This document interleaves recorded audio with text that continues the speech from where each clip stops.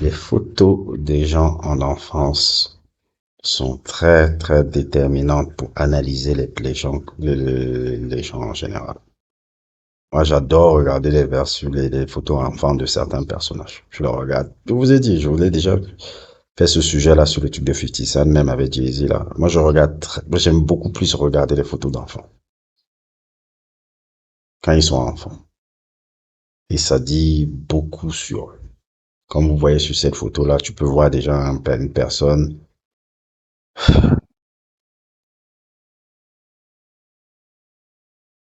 déterminée, mais en fragilité quand même, mais déterminée. Et ça me fait même avoir quand même beaucoup d'empathie pour l'enfant qu'on voit sur la photo là. Bonjour, bonsoir, bienvenue dans la chaîne du Sorcereur. Et aujourd'hui, j'ai décidé de faire un sujet sur... je pense que vous avez reconnu le gars que vous avez vu là. Et je sais que est-ce qu'on va encore le présenter, ce mec? Je pense que nous avons affaire là à sûrement l'un des plus grands joueurs de l'histoire du foot. Je dis bien l'un, pas le, l'un. J'insiste bien sur l'un. Et surtout aussi à sûrement j'insiste là sur peut-être le joueur de foot le plus impactant du football moderne. Peut-être aussi le joueur de foot le plus impactant depuis Pelé. Vous avez bien entendu, le plus impactant depuis Pelé. Cristiano Ronaldo est le joueur le plus impactant du football moderne. Ce n'est pas Messi, c'est ce gars-là. C'est pas comme si ça me fait plaisir. Je ne dis pas que je déteste Cristiano Ronaldo, mais je ne suis pas un fan absolu de ce gars-là. Non pas humainement. Humainement, j'ai beaucoup d'estime pour Cristiano Ronaldo.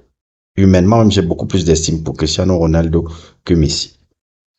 C'est-à-dire que j'aime beaucoup humainement qui il est.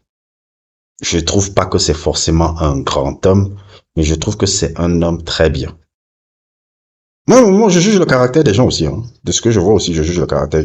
Le fait que tu sois juste un bon joueur, un bon truc, je ne veux pas me contenter juste de ta capacité, de trucs là-bas. Je regarde ta totalité.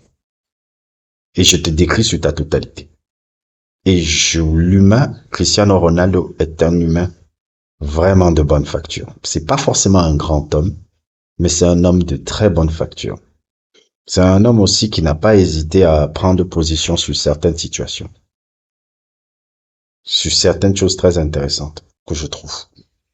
À l'époque où ce n'est même pas cool de le faire. Je veux parler de ça. Maintenant, c'est très un peu à la mode de parler de ce sujet-là. Ben, lui, il le faisait en tant que joueur à une époque où c'est pas trop cool de le faire. Il a pris ce risque-là. Ça me fait avoir encore beaucoup d'estime là. Là où l'autre, Coco, Messi n'a jamais été dans ce genre de situation-là. Il a toujours accepté tout. Il a un peu. Messi, pour moi, un peu. Messi et Pelé, en termes de personnalité, sont pareils. C'est-à-dire, c'est des grands joueurs de foot, mais des êtres humains banals, je trouve. C'est-à-dire que c'est des très, très grands joueurs de foot, des immenses monstres de foot, mais des êtres humains excessivement banals. Pas forcément mauvais, mais banals. Juste des grands footballeurs, quoi. Cristiano Ronaldo est quand même un gars, quand même humainement, que je trouve encore un peu plus intéressant que lui.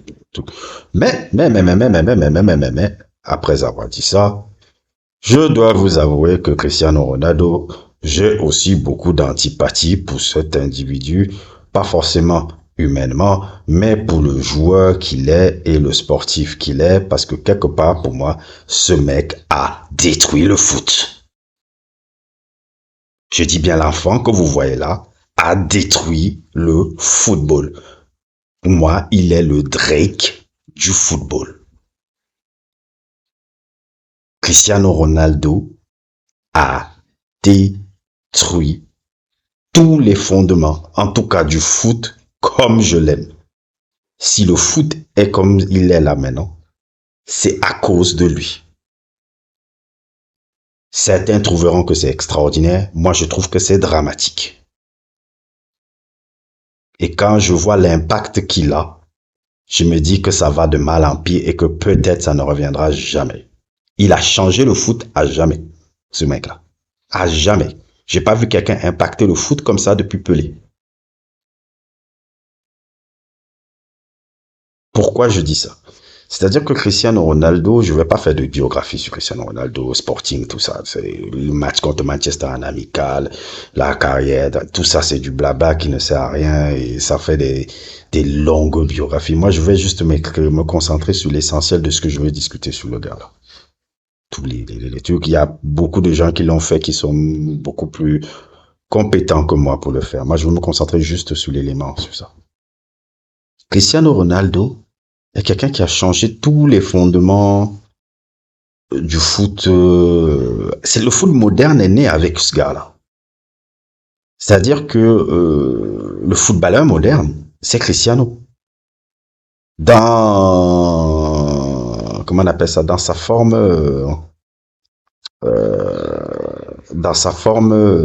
comment dire un peu? Comment expliquer ça? Il a C'est le premier je dirais que c'est le meilleur athlète de l'histoire du foot déjà parce qu'il a fait comprendre aux joueurs de foot qu'il faut savoir s'entretenir son corps. Dans les années 60, 70, 80 et même 90, les joueurs n'étaient pas des athlètes comme ça. C'est-à-dire bien faire attention à sa nutrition, travailler son physique, de trucs. Avant Cristiano Ronaldo, tu n'allais pas voir des Zidane ou des Maradona ou des Zico ou des Ronaldo le Brésilien, des Laudrup, des Garrincha, de faire des séances de je ne sais combien d'heures à la muscu. Pour te faire un truc de problème de nutrition très bien calculé, de trucs. Et ça n'existait pas avant ce mec. Ce mec a littéralement amené les codes, ça c'est des codes de la NBA au foot. C'est révolutionnaire ce qu'il a fait. Et je suis sûr qu'il a étudié un sportif de haut niveau. Le sportif de haut niveau qu'il a étudié, c'est pas un footballeur, c'est Michael Jordan. Parce que son régime qu'il a appliqué là, c'est le régime de Michael Jordan déjà avec les trucs que je voyais avec Tim Grover là. Il a appliqué ces codes-là dans le foot. Il a étudié Jordan, le sportif, comment il arrive à être performant et comment je vais être performant. Ce mec, quand il vient là au Sporting, là, il est gringalet comme pas possible. Il se construit ce physique-là. Et au fil des ans, lui qui était un dribbleur, un technicien dribbleur incroyable, devient une machine de guerre complètement concentrée sur ses stats. Et c'est là où le deuxième point que j'arrive avec ce gars-là, la statanologie que je vois aujourd'hui, là où tout se joue sur les stats, tout ce truc sur les stats, tous les trucs de joueurs se viennent sur les stats là. Ça a commencé avec le petit garçon là.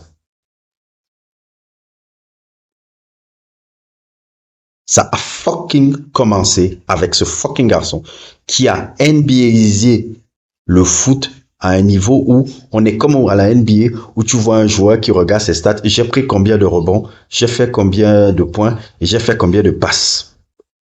Cristiano a apporté cette mentalité-là. Regardez, tous les joueurs modernes et même mon préféré aussi, un de mes préférés, Mbappé, c'est son idole. C'est le seul truc que je reproche à Mbappé. Vous vous rappelez quand j'ai dit un jour, il y a un seul truc que je reproche à Mbappé, mais j'avais oublié de le dire.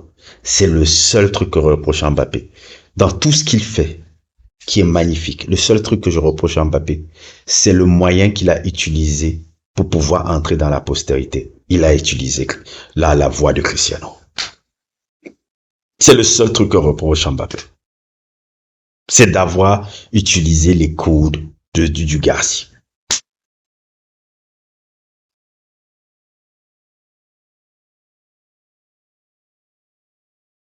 Je comprends pourquoi les gens aiment Cristiano Ronaldo. Je comprends pourquoi les gens, les supporters de Cristiano Ronaldo, les supporters de Cristiano Ronaldo, c'est les supporters de l'homme Cristiano Ronaldo. Et je peux comprendre ce que les gens voient chez ce gars. Parce qu'il y a quelque chose humainement chez ce gars-là qui est inspirant. Qui est vraiment inspirant. Ça, on ne peut pas lui... Quand tu lis la vie du gars, il y a quand même un peu tu te sens inspiré quand même. Ça, je ne peux pas l'enlever ça. Ce personnage peut être très attachant quand tu regardes sa vie. Et ce qu'il est devenu. Je comprends même pourquoi vous avez beaucoup plus de, comment on appelle ça, d'affection pour ceux-là, là, que le petit Argentin, là. Je comprends. Et laissez-moi fuck that avec votre Messi, Cristiano Ronaldo, débile qui dure depuis 20 ans, là. Moi, les discussions de foot, quand ça va là-dedans, c'est des débilités qui durent depuis 20 ans, dont je n'ai jamais participé à ça, parce que c'est de la connerie pure. Le football ne se réduit pas à comparer deux joueurs ou je sais pas quoi. On n'est pas dans la NBA ici. Je sais pas. C'est pour ça que je déteste, c'est pour ça que je déteste le joueur Cristiano, parce qu'il a amené même cette mentalité où les gens ne parlent plus d'équipe, on te fait des comparaisons entre joueurs. Mais c'est n'importe quoi. C'est pour ça que je crée mon truc sur le foot et commencer à parler du foot d'une certaine manière pour rééquilibrer un peu les conneries que j'entends tout le temps là. C'est Cristiano qui a amené ces trucs-là. Pour le truc de rivalité Messi-Cristiano Ronaldo, là. Tout ce que j'aurais à dire sur ça, c'est que les gars qui sont fans de l'un, les gars qui sont fans de l'autre, Messi est un plus grand joueur que Cristiano Ronaldo. C'est pas un débat, c'est un fait, c'est un truc. Le football, c'est Messi. Je suis pas fan forcément humainement de Messi. Pas forcément que je le déteste, mais je le trouve trop creux humainement. Euh, Messi, c'est le football. Messi représentera toujours la tradition dans laquelle on voit le football. Pour moi, je serai toujours sensible à des Messi parce que les Messi me rappellent les joueurs du passé, comme vous pouvez le voir dans mes nombreux sujets sur le foot, les joueurs du passé qui sont les légendes, trucs, parce qu'ils me rappellent toujours que le football peut être pratiqué de manière géniale par un individu aussi lambda. C'est ça, pour ça que Messi me parle tout le temps. Cristiano Ronaldo a trop modernisé le foot à un truc de NBAisation qui me fait que je peux pas connecter footballistiquement avec ce gars. Où il y a une super course individuelle par rapport à une blessure d'enfance de la perte de son père. Cette course effrénée de la compétition. Je dis pas qu'il ne faut pas être compétitif dans la vie, mais cette course effrénée de l'individualisation du sport qu'est le football m'a toujours dérangé. Et il a apporté cette mentalité-là. Et quand tu vois maintenant comment c'est fait par des joueurs qui n'ont pas son talent, pas forcément sa discipline, pas son talent, pas sa discipline et pas son efficacité, quoi, pas son rendement, ça donne quelque chose que je trouve foncièrement négatif dans le football moderne actuellement.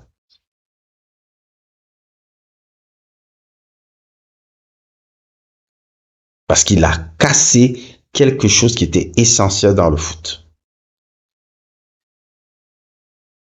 C'est quelqu'un, si vous remarquez, dans tous les clubs, il essaye toujours de se mettre au-dessus de l'institution dans laquelle il est. Il a voulu faire ça à Manchester, on lui a dit, va te faire enculer.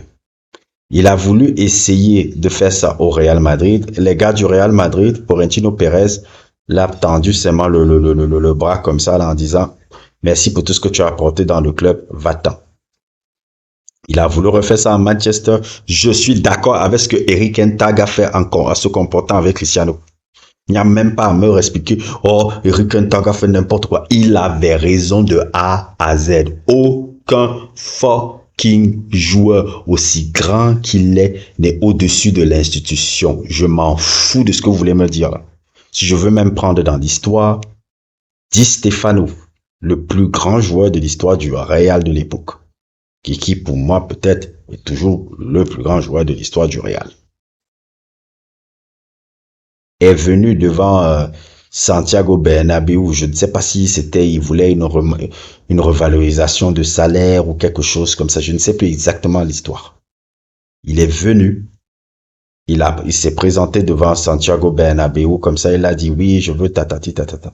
Santiago Bernabéu s'est levé, l'a regardé droit dans les yeux, l'a tendu le bras, il a dit, merci pour tout ce que tu as apporté le club.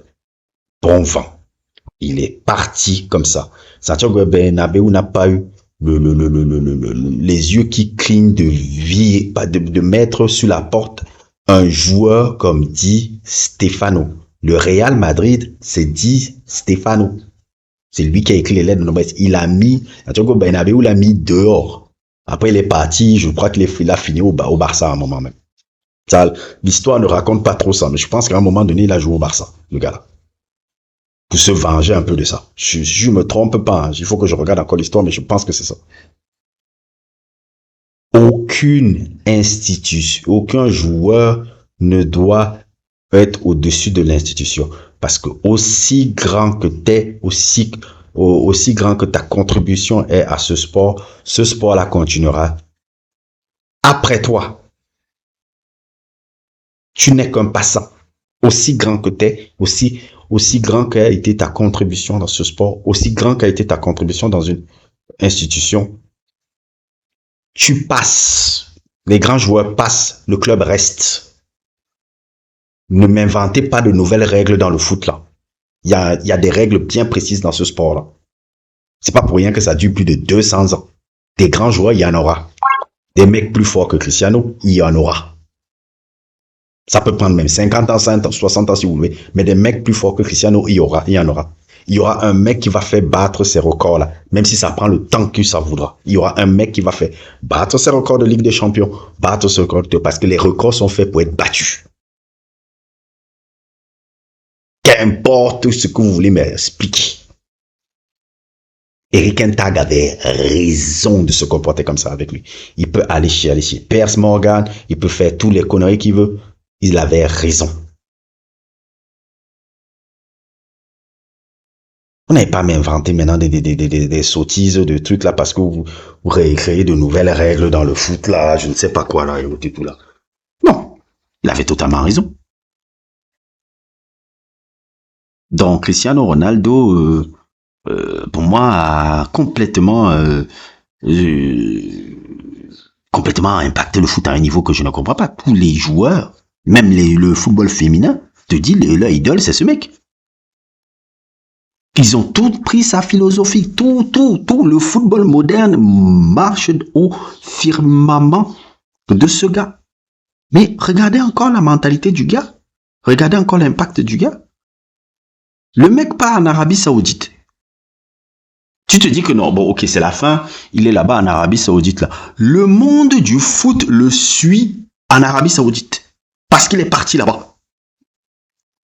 Voilà Messi qui est parti aux États-Unis, qui le suit.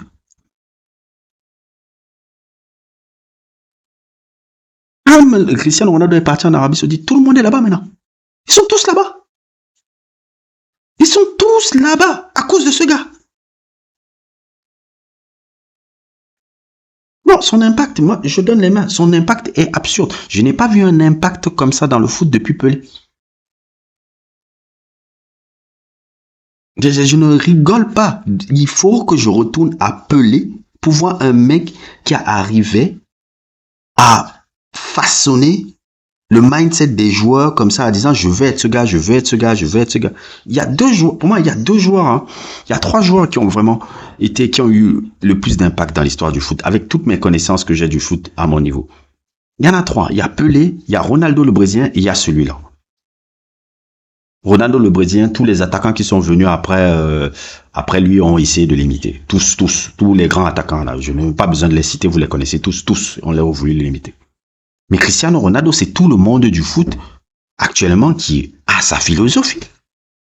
C'est pour ça que quand je fais souvent, les gens me disent souvent le débat Messi et Cristiano Ronaldo, qui a gagné? Il n'y a pas besoin de savoir qui a gagné. Cristiano Ronaldo a gagné. Il a la nouvelle génération à lui. Qu'importe que Messi gagne la Coupe du Monde, ça ne vaut, je dis pas que ça vaut que dalle. Messi, oui, il est dans l'histoire du foot et tout, mais ça n'a pas l'impact sur les générations. L'impact, c'est Cristiano qui l'aura. C'est lui qui, la génération actuelle, le ressemble. Les deux plus grandes stars du foot actuel le ressemblent. Mbappé et Erling Haaland sont des ersatz de la philosophie de Cristiano Ronaldo. Même si Erling Haaland est aussi fan de Michu de Swansea à la base. Son jeu est un peu basé sur celui de Michu de Swansea qui est aussi son idole d'enfance. Mais c'est le gars là qui a tout pris. Et ça me fait pas plaisir. Il a tué le foot que je connais. Il a tué le foot que je connais. Oui, je dois avouer, moi je suis un réac du foot. Je dois l'avouer, je suis un réactionnaire du foot. C'est-à-dire que je suis un peu comme Thierry Henry ou Daniel Riolo, un peu là. J'ai ma vision du foot et c'est particulier. C'est pas le foot moderne n'est vraiment pas mon délire. Je suis vraiment pas partisan du foot moderne, mais Cristiano Ronaldo est le premier responsable de ça. Il est le premier responsable de ce gars. Ce gamin-là a changé tous les codes de ce sport. Dans l'alimentation, dans la préparation, dans les trucs, les joueurs sont beaucoup plus fins, beaucoup plus préparés, beaucoup plus trucs. Il a tué quelque chose, il a tué un charme dans le foot. Il l'a rendu hyper, ultra compétitif. Il a transformé le foot à son image, sans peut-être le savoir. Mais c'est terrible. C'est terrible.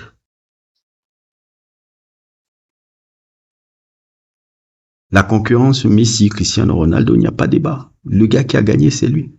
Pourquoi? Parce que la jeune génération limite. Celui qui a l'impact gagne. C'est pas celui qui a le plus de buts, plus de trucs. Vous ne voyez pas ou bien qui gagne le plus de compétition.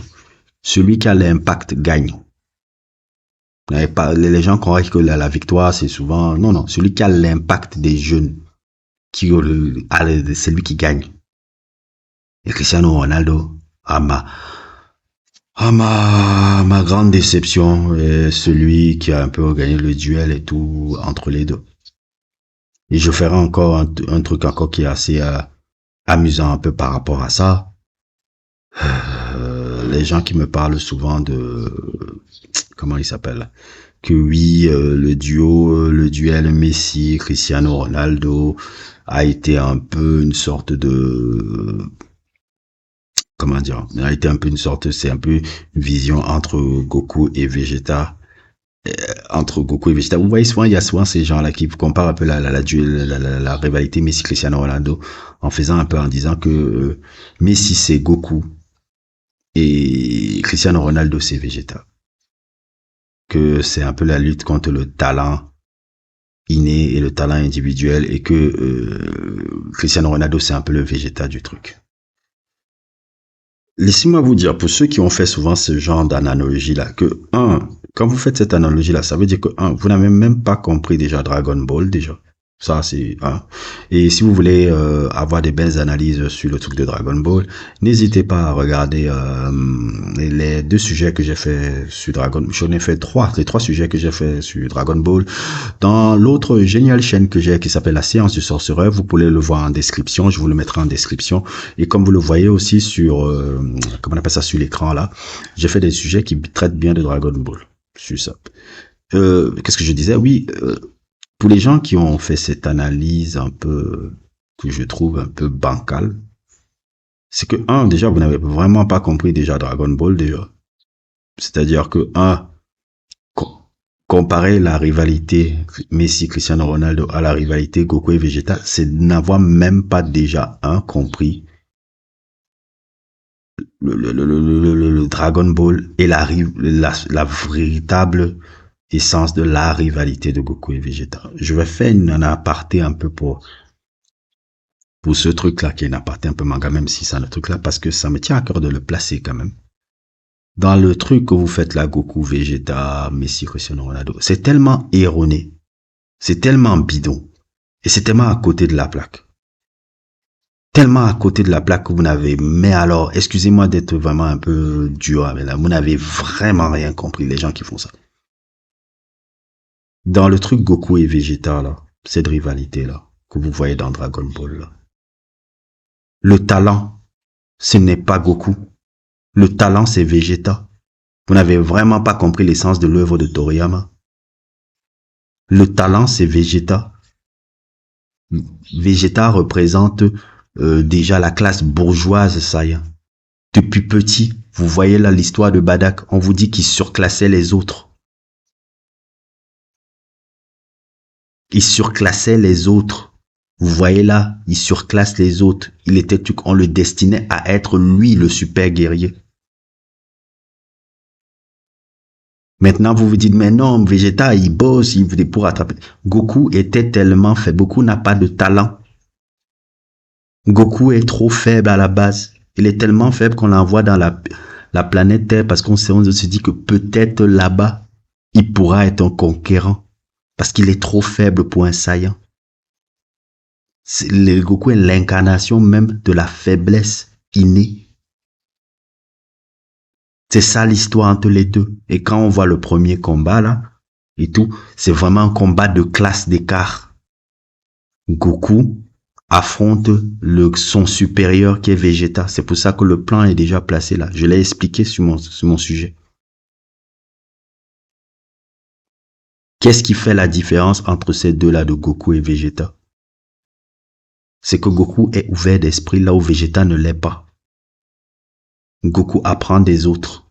Goku, la thématique autour du personnage, ce que Toriyama veut nous apprendre derrière ce personnage, pour les gens qui n'ont jamais compris ce que c'est Dragon Ball et ce que le personnage de Goku veut apprendre, qui est un personnage un peu idéalisé, mais qui veut nous apprendre un message particulier, c'est qu'il faut toujours chercher ton vrai adversaire, ce n'est pas le gars qui est à côté, mais toi-même, parce que Goku ne combat pas les autres pour devenir le meilleur. Goku combat pour tester ses limites. Et il teste ses limites en apprenant de tous les gars avec lesquels il rencontre. C'est pour ça qu'il a plusieurs techniques et plusieurs mentors. Plusieurs mentors qui lui apprennent chaque technique différente. Alors qu'à la base, il n'est pas quelqu'un de fondamentalement inné. Vegeta est fondamentalement inné. Vegeta est un génie. Il apprend ses techniques seul. Il n'apprend jamais des trucs, il s'entraîne seul. C'est un bourgeois snob. C'est ce que Toriyama voulait représenter avec Vegeta, parce que Vegeta, en fait, s'est inspiré d'un personnage que Toriyama détestait vraiment dans la vie. Il représente tout ce qui est snob, tout ce qui est fermé d'esprit et tout ce qui prend de haut. Toriyama n'aime pas Vegeta. Il est inspiré de quelqu'un qu'il a connu dans la vie. Allez regarder les histoires sur comment il a écrit ce personnage-là. Peut-être moi je le comprends parce que j'écris des scénarios sur le manga, comme le manga si que vous devez vous le procurer, qui est sur Amazon, que je dis que oui, je fais ma pub. Le manga que j'ai écrit avec Pape Soulé et tout, j'avais même fait un sujet, une interview avec lui sur la page. Les trucs, peut-être c'est pour ça, parce que j'écris des scénarios sur des trucs comme ça, j'arrive à comprendre ça. Mais c'est ça que ça raconte. Donc Goku et Vegeta, c'est pas Goku le talentueux, c'est Vegeta. Et si vous voulez faire des analogies comme ça en disant que Goku et Vegeta, ça ressemble à une rivalité de footballeurs, Goku et Vegeta, le meilleur exemple, les deux bons exemples pour ça, c'est parler Ben Arfa et Benzema. Quand tu vois l'histoire de Benzema, comment il est arrivé au centre de formation, le Lion, il n'arrive pas en étant la superstar ou quelque chose comme ça. Il arrive même, il est en surpoids. On dit qu'il doit perdre énormément. Il bosse, il écoute les anciens, il essaie d'apprendre. Ben Arfa, quand il arrive, il est déjà une superstar alors qu'il n'est même pas encore entré dans le centre de formation à cause du documentaire à la Clairefontaine. On dit déjà de lui qu'il est le futur prodige du football. Et il reste sur ses acquis. Qui devient Ballon d'Or à la fin? Qui devient ce qu'on voit après avec Ben Arfa? Le Goku, c'est Benzema. Le Vegeta, c'est Ben Arfa. Maintenant, quand vous prenez Cristiano Ronaldo, vous ne le comparez pas avec Messi. Vous le comparez avec son autre coéquipier qu'il a eu quand il était jeune et qui ont joué au Sporting ensemble. Quaresma. Quaresma était beaucoup plus talentueux que Cristiano Ronaldo. Quaresma avait beaucoup plus de qualité que Cristiano Ronaldo. Mais Cristiano Ronaldo, 1, bossait plus, et 2, apprenait aussi des autres. Même si vous pouvez croire qu'il y a une arrogance qu'il n'apprend pas, il apprenait énormément des autres. Le physique qui s'est développé là, il apprenait ça en regardant Diego Forlán.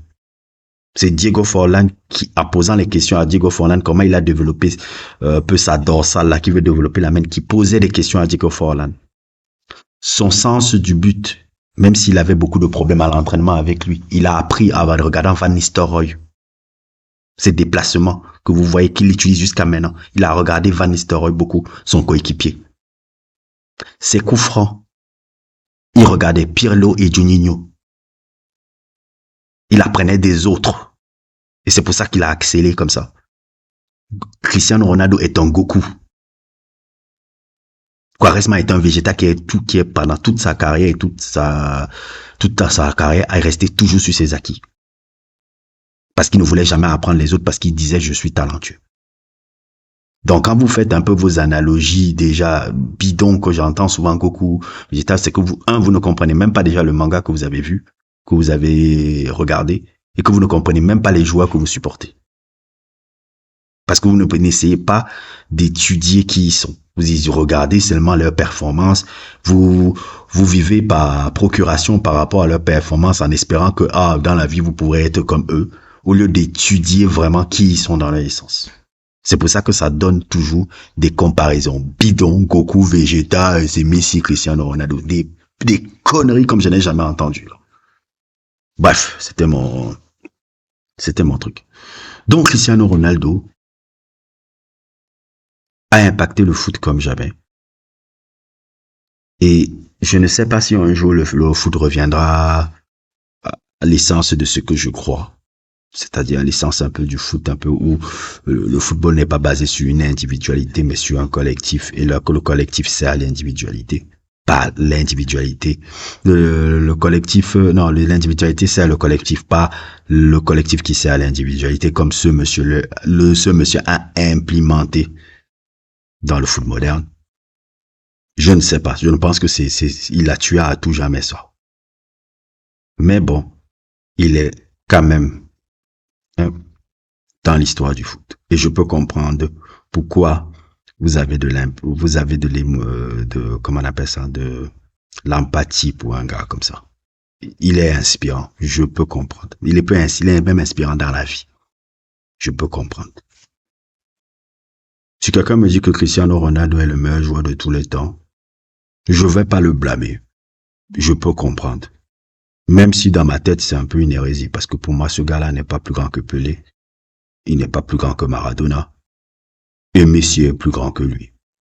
Maintenant, l'impact, c'est lui qui l'a. Et je pense que pour moi, avoir l'impact sur une autre génération, c'est avoir déjà gagné par rapport aux autres joueurs. Parce que son impact là, je ne pense pas que c'est demain la veille qu'elle disparaîtra. Tous les autres, ce nouveau joueur là, suivent sa philosophie et continuera à suivre sa philosophie pendant très longtemps. Ça me désole, ça me fait mal. Mais ça montre aussi le grand génie de ce joueur exceptionnel. N'hésitez pas à liker, n'hésitez pas à vous abonner et à plus pour d'autres aventures.